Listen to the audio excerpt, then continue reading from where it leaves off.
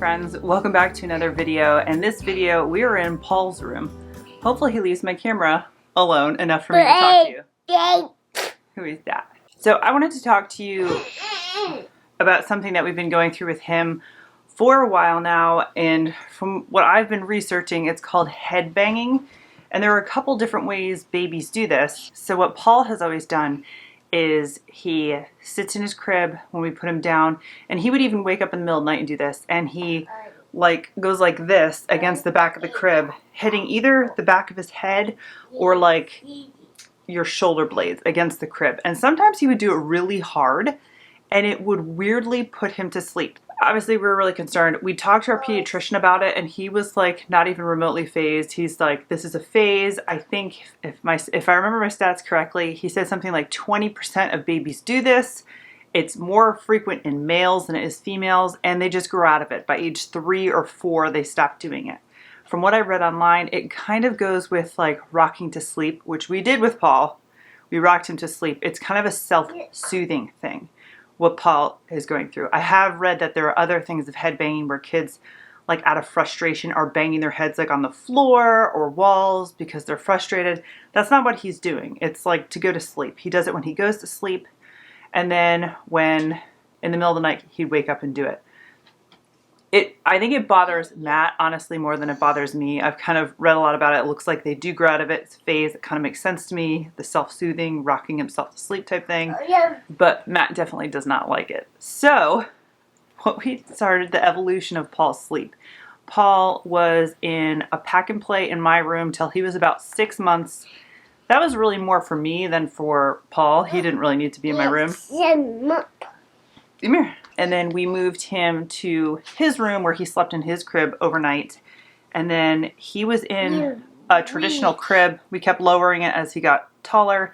But he was in his crib until June of this year. I remember that because my sister-in-law was here and I wanted to wait till they left before we tried changing his bed.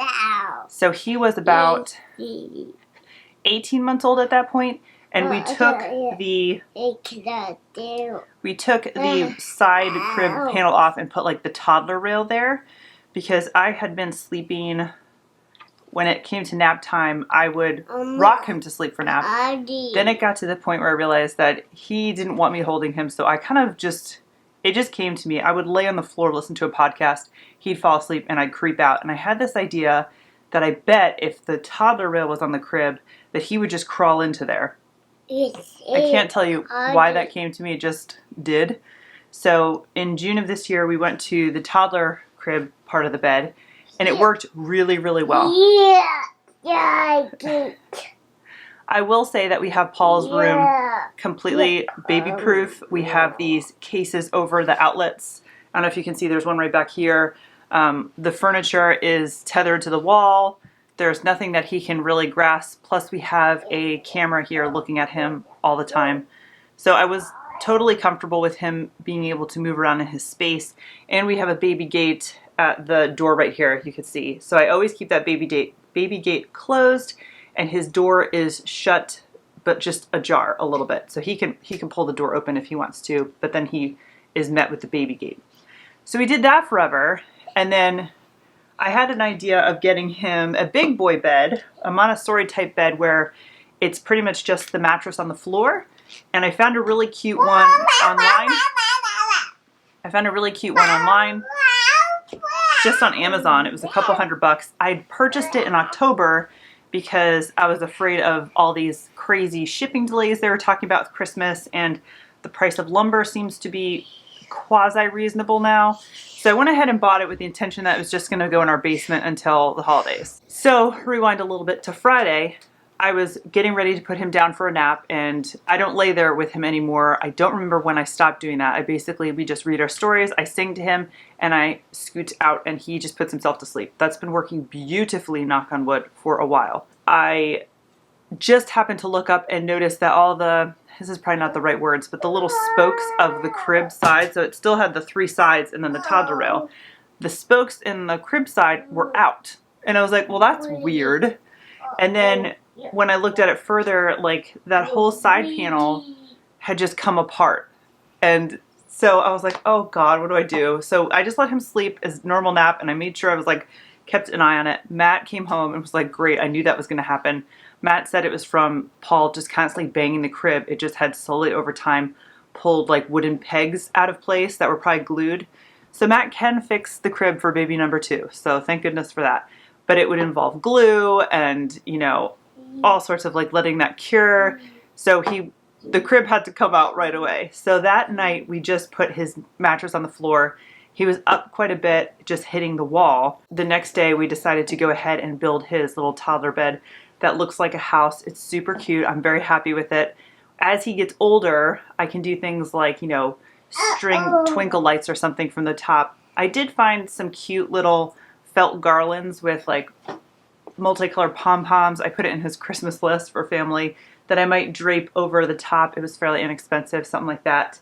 But so far the system is working really, really well. And what we ended up doing was taking his crib mattress and shoving it between the bed and the wall, and it's staying there. It's not going to collapse on him. You know, I'm sure the manufacturers do not recommend you do this. I'm just sharing what we're doing. So Paul is still head banging, but now he's hitting that mattress. So it's not loud waking us up. He's not hitting his head on anything hard. And this system seems to be working out really, really well.